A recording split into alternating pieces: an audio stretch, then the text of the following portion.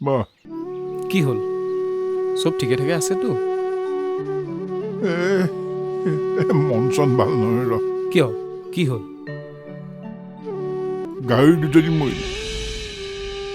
আৰু এজনী মৰো মৰো হৈ আছে আচ্ছা বলচোন গাহৰিকেইটা চাই আহোঁ বল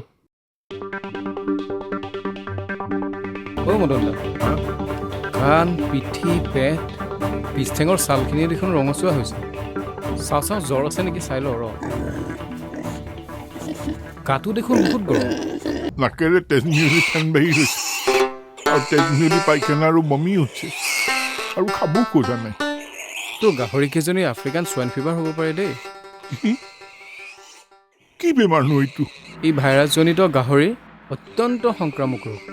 ইয়াৰ কোনো চিকিৎসাও নাই আৰু কোনো প্ৰতিষেধকো নাই তই অনতিপল্লমে পশু চিকিৎসকক খবৰ দে মই ওচৰৰ গাঁৱৰ মানুহবিলাকক সাৱধান কৰি দিম